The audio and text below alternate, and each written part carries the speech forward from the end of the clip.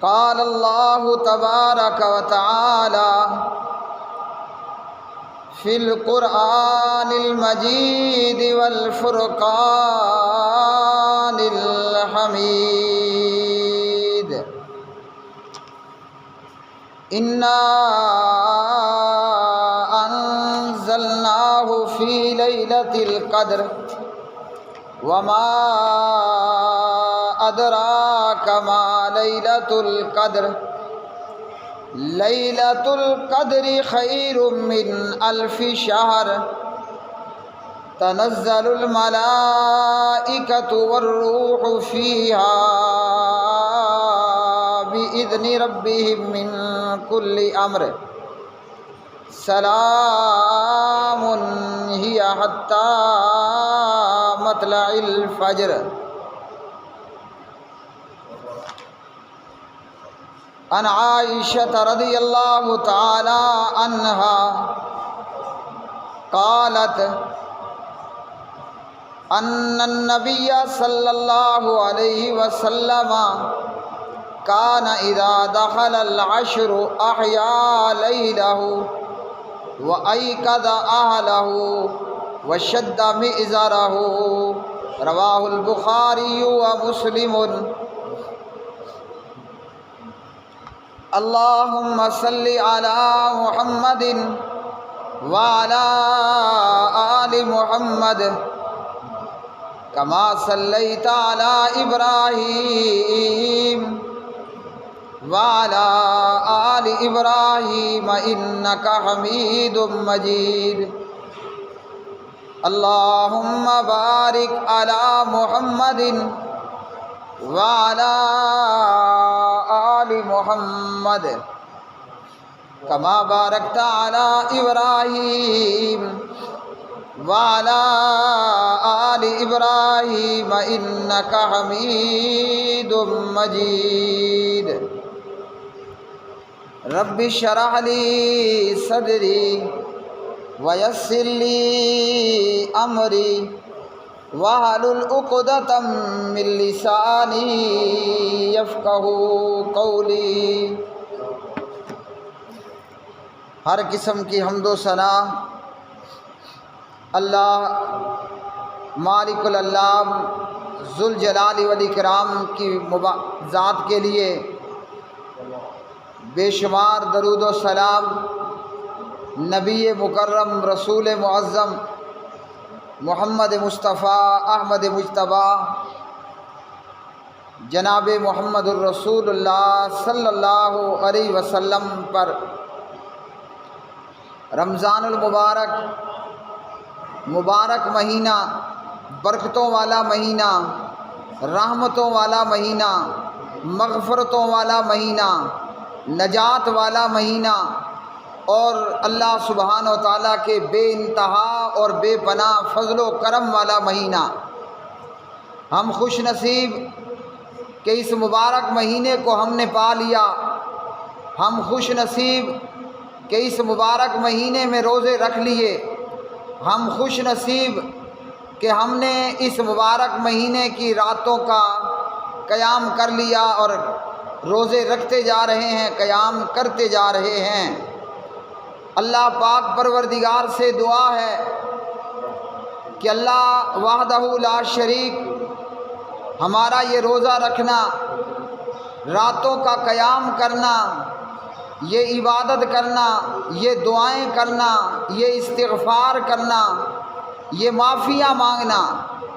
اللہ اپنی بارگاہ عزت و جلال میں اسے قبول و منظور فرمائے۔ اور جو دنیا سے رخصت ہو گئے ہمارے والدین میں سے، ہمارے دوستوں میں سے، ہمارے احباب میں سے، اللہ پاک پروردگار ان کی مغفرت فرمائے۔ اللہ مرنے والوں کی قبروں کو ان کے لیے جنت کا باغیچہ بنائے، اور پروردگار ہمیں ان کے لیے زیادہ سے زیادہ دعائیں کرنے کی توفیق عطا فرمائے۔ رمضان المبارک کا مبارک مہینہ اور اس مبارک مہینے کا آخری عشرہ، ویسے تو رمضان کی ہر گھڑی اور رمضان کا ہر وقت اور رمضان کا ہر سیکنڈ وہ چاہے پہلا عشرہ ہو یا دوسرا ہو، وہ چاہے تیسرا اور آخری عشرہ ہو رمضان کا، رمضان کا ہر دن، رمضان المبارک کی ہر رات برکت والی بھی ہے، رحمت والی بھی ہے، نجات والی بھی ہے، اللہ کے عذاب سے بچا لینے والے بھی ہے۔ پروردگار اس مبارک مہینے میں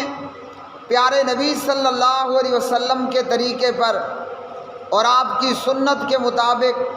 اعمال کرنے کی توفیق عطا فرمائے۔ رمضان کا آخری عشرہ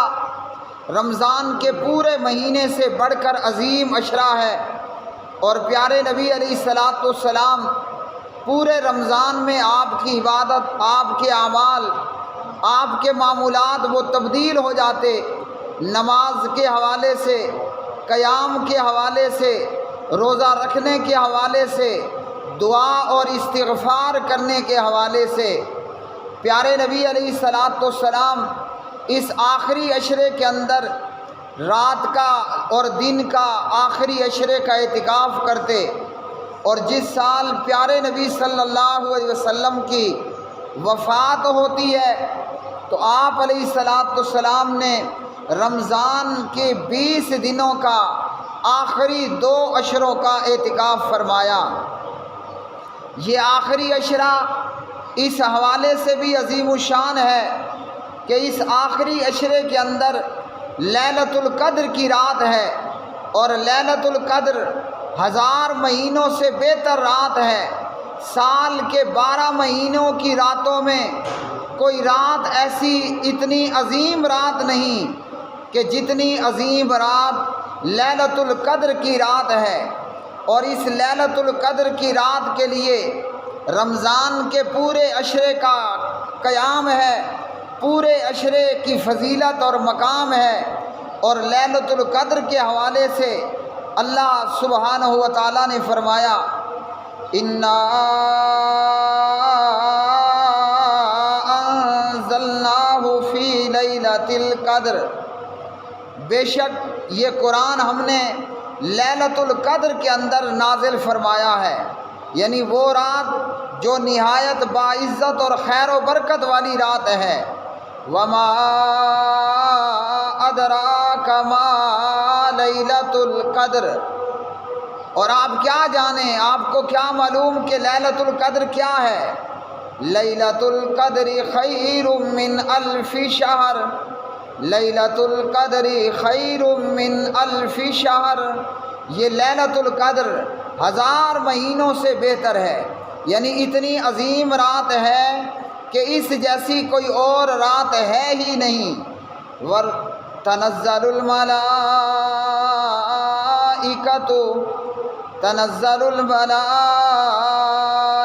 والروح فیہا بإذن ربہم من کل امر سلام ہی حتی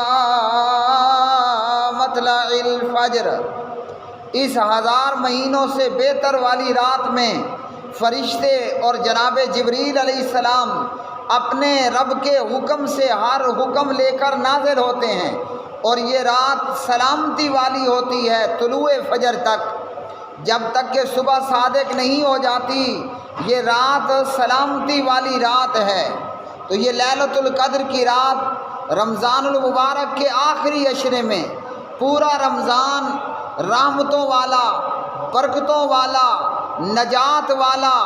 اللہ کے عظیم الشان فضل و کرم والا یہ رمضان،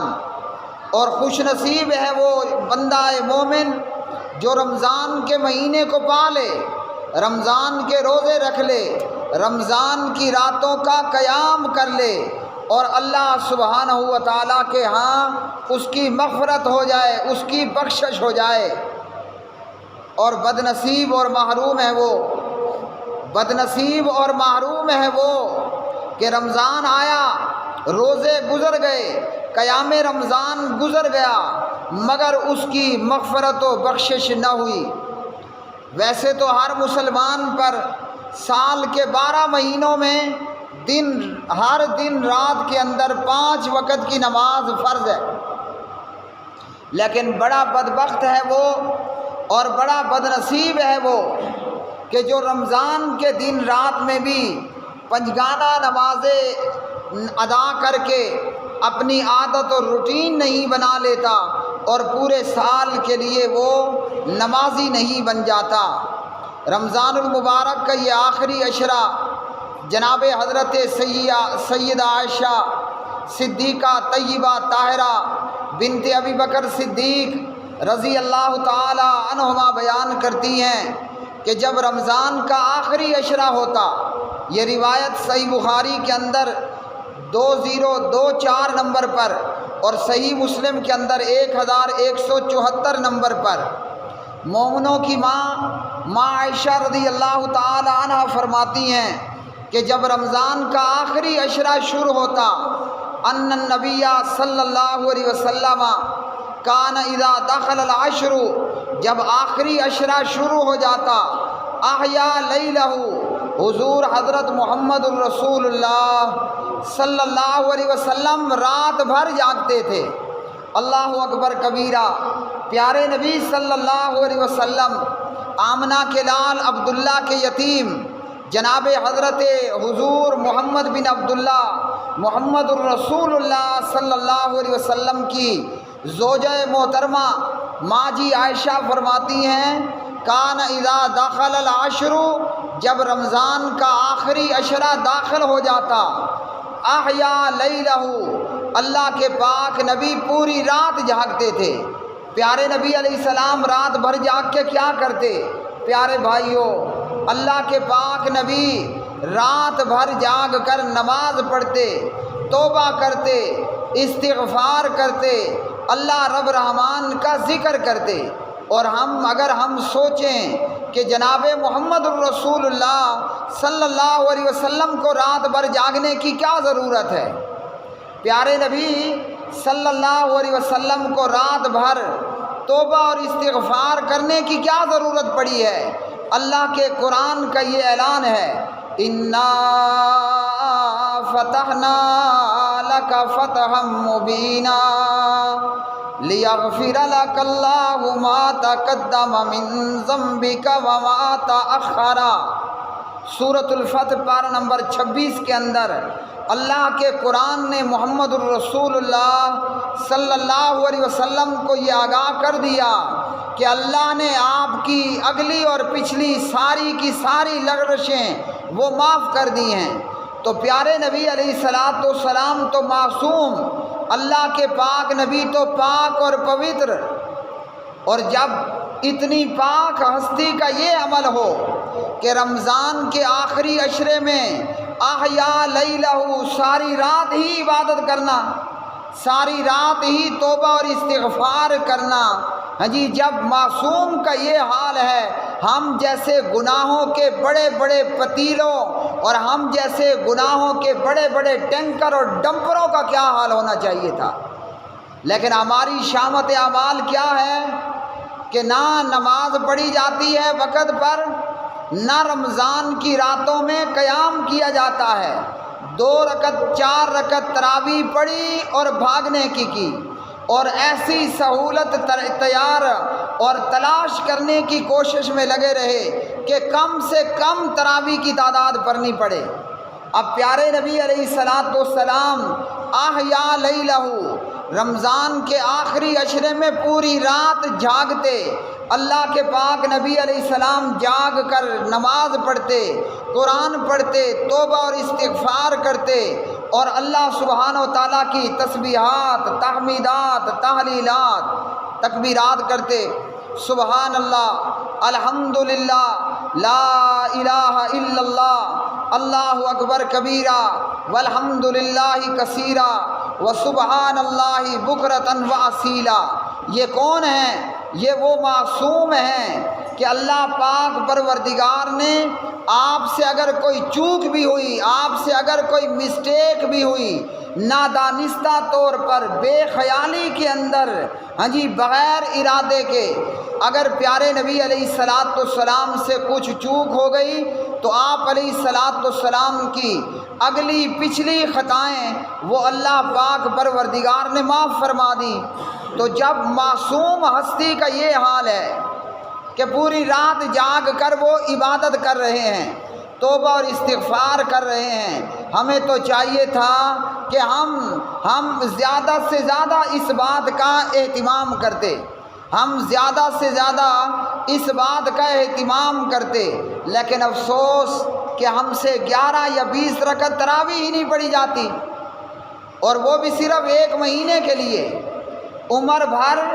یا سال بھر کا معاملہ نہیں ہے، پورا سال قرآن پڑھنے کی کم لوگوں کو توفیق ہوتی ہے، اور اس ماہ مبارک کے اندر جب کہ تراویح کی نماز میں مقتدیوں نے قرآن پڑھنا نہیں ہے، صرف قرآن سننا ہے۔ اور ہوتا کیا ہے، معاملہ یہ ہوتا ہے کہ ڈبے سے زیادہ انجن سے زیادہ ریل کے ڈبوں پر بوجھ ہوتا ہے، حالانکہ جو حافظ اور جو قاری پڑھ رہا ہے، محنت اور مشقت اس کی ہے جو سارا دن ایک مرتبہ نہیں کئی مرتبہ قرآن مجید کو پڑھے گا،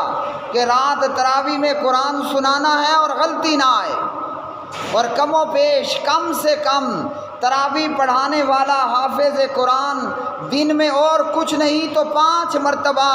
جو تراویح میں پڑھنا ہے وہ اسے پڑھنا پڑتا ہے، تاکہ صحیح طور پر نماز تراویح کے اندر قرآن مجید کی وہ تلاوت کر پائے۔ اب حافظ قرآن اور جو تراویح سنا رہا ہے، وہ تراویح سمیت بھی اگر دن میں 5 مرتبہ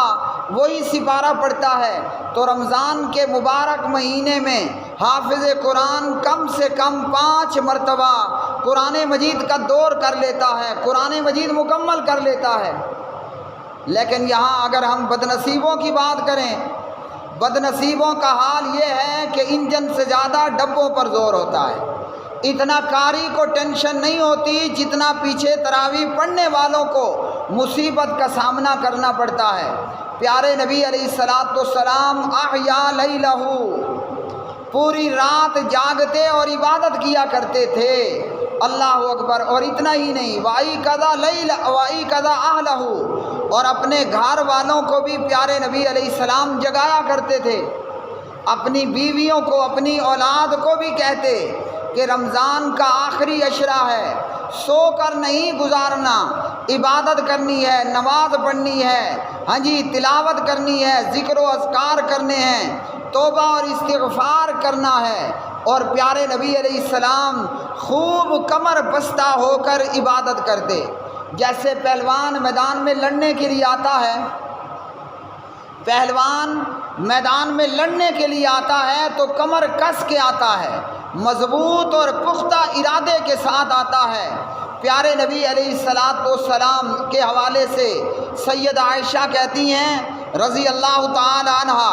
صحیح مسلم میں 1175 نمبر پر، کان رسول اللہ صلی اللہ علیہ وسلم یجتہد فی العشر الاواخر ما لا یجتہد فی غیرہا، رمضان کے آخری عشرے میں نبی پاک علیہ الصلاۃ والسلام جتنی محنت کرتے تھے، اتنی محنت حضور نبی کریم علیہ الصلاۃ والسلام کبھی نہیں کرتے تھے۔ تو یہ آخری عشرہ، یہ عظیم رحمتوں اور برکتوں کا عشرہ ہے۔ پورا رمضان فضیلتوں سے، اللہ کی رحمتوں اور برکتوں اور نجات سے اور توبہ اور استغفار سے بھرا پڑا ہے۔ لیکن پیارے نبی علیہ الصلاۃ والسلام جو کہ معصوم عن الخطا تھے، معصوم اور پاک اور پوتر تھے، ہمارے پیارے نبی علیہ الصلاۃ والسلام کا حال یہ ہے کہ اللہ کے پاک نبی خوب عبادت کرتے، اور رمضان المبارک میں ہی پیارے نبی علیہ الصلاۃ والسلام جناب جبریل علیہ السلام کو قرآن سناتے، اور اللہ کے فرشتے جبریل سے قرآن سنتے بھی۔ تو یہ تھا پیارے نبی علیہ الصلاۃ والسلام کا معمول۔ یہاں قرآن پڑھنا تو کم نصیب ہوتا ہے، تراویح کی نماز میں قرآن سننا نصیب نہیں ہوتا، الا من رحم ربی، سوائے اس کے کہ جس پر اللہ کی رحمت ہو جائے۔ اور آج ہمارا یہ حال میرے بھائیوں کیوں ہے؟ اس کا معاملہ یہ ہے کہ دنیا میں اگر ہم دہاڑی اور مزدوری کرتے ہیں، دنیا کے اندر اگر ہم محنت کشی کرتے ہیں، تو ہمیں ہماری محنت کی اجرت دن کے آخر وقت میں مل جاتی ہے۔ دنیا کے اندر اگر ہم محنت کرتے ہیں تو ہم اس محنت کے اندر مہینے کے آخر پر اپنی تنخواہ اور اجرت اور مزدوری کو پا لیتے ہیں۔ پیارے نبی علیہ الصلوۃ والسلام نے فرمایا الف کے پڑھنے پر 10 نیکیاں، لام کے پڑھنے پر 10 نیکیاں اور میم کے پڑھنے پر 10 نیکیاں۔ الف لام میم پڑھ لیا، اعمال نامے کے اندر 30 نیکیاں شامل ہو جائیں گی۔ اور اس آخری عشرے کے اندر پیارے نبی علیہ الصلوۃ والسلام کا اعتکاف کرنا، اور آپ علیہ الصلوۃ والسلام کی وفات کے بعد آپ علیہ السلام کی ازواج مطہرات اور صحابیات رضوان اللہ تعالی علیہن اجمعین کا اعتکاف کرنا۔ اعتکاف کے حوالے سے پیارے نبی علیہ الصلوۃ والسلام نے اور اللہ کے قرآن نے ہمیں جو تعلیم دی ہے وہ یہ ہے کہ اعتکاف صرف مسجد کے اندر ہوگا۔ مسجد چاہے جامع مسجد ہو یا غیر جامع مسجد ہو، اعتکاف فقط مسجد کے اندر ہوگا۔ آج ہمارے اجمی معاشرے کے اندر خواتین اسلام وہ گھروں کے اندر بند ہو کر اعتکاف کرتی ہیں، تو قرآن مجید کی تعلیم کے خلاف ہے اور صحیح بخاری کتاب الاعتکاف کے خلاف، نبی پاک علیہ السلام کی سیرت طیبہ کے خلاف ہے۔ اعتکاف صرف مسجد کے اندر ہی ہوگا، مسجد جامع ہو یا غیر جامع ہو، اور اعتکاف گھر کے اندر نہیں ہوگا، مسجد کے علاوہ بھی نہیں ہوگا۔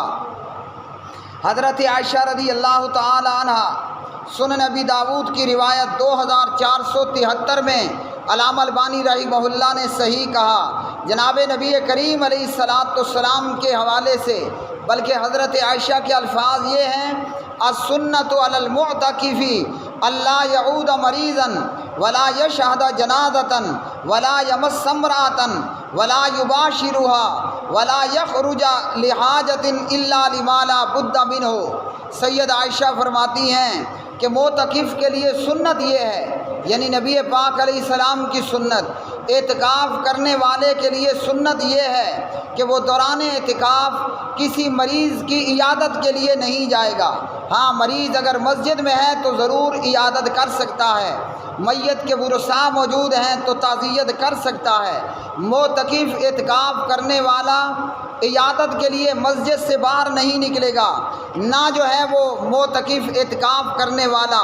جنازے میں شامل ہوگا۔ ہاں، اگر جنازہ مسجد میں ہو تو اعتکاف کرنے والا بھی شامل ہو سکتا ہے۔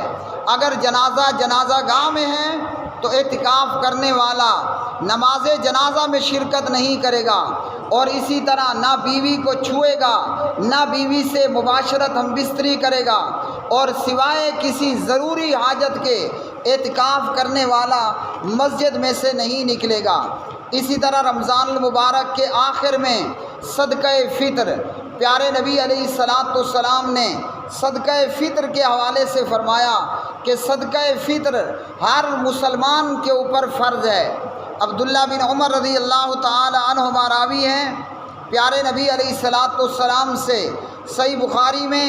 1503 نمبر پر روایت کرتے ہیں، فرض رسول اللہ صلی اللہ علیہ وسلم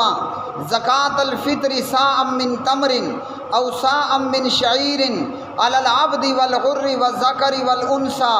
والصغیر والکبیر من المسلمین وامر بها ان تؤدى قبل خروج الناس الى الصلاۃ۔ ابن عمر کہتے ہیں رضی اللہ تعالی عنہما، نبی پاک علیہ الصلوۃ والسلام نے صدقہ فطر فرض کیا ہے، تو صدقہ فطر کا ادا کرنا یہ فرض ہے، وہ چاہے کوئی غلام ہو یا آزاد ہو، وہ مرد ہو یا عورت ہو، وہ بالغ ہو یا نابالغ ہو، چھوٹا ہو یا بڑا ہو، ہر ایک کے اوپر صدقہ فطر کا ادا کرنا فرض ہے۔ اور یہ صدقہ فطر 1 صاع ہے، فی کس 2.5 کلو گندم میں سے یا جو میں سے یا چاول میں سے یا کھجور یا کشمش میں سے۔ ہمارے ہاں ایک یہ رواج یہ بھی پایا جاتا ہے کہ صدقہ فطر میں جنس اور اجناس دینے کی بجائے چاول، کھجور اور کشمش دینے کی بجائے پیسے دے دیے جاتے ہیں۔ صدقہ فطر میں سنت یہ ہے کہ صدقہ فطر ادا کرنے والا اپنا صدقہ فطر بھی ادا کرے گا، اپنی بیوی اور بچوں کا صدقہ فطر بھی ادا کرے گا، اور اپنے زیر کفالت لوگوں کا بھی صدقہ فطر ادا کرے گا۔ کھجور کی صورت میں، چاول یا کشمش یا جو کی صورت میں، فی آدمی 2.5 کلو کی مقدار میں۔ اللہ سبحانہ و تعالیٰ سے دعا ہے کہ پروردگار ہمارے روزوں کو قبول فرمائے، اللہ ہمارے رمضان کے قیام کو قبول فرمائے، اور اللہ ہمیں سعادت مند اور نیک بخت روحوں میں شامل فرمائے۔ اقول قولی ھذا استغفر اللہ لی ولکم ولسائر المسلمین۔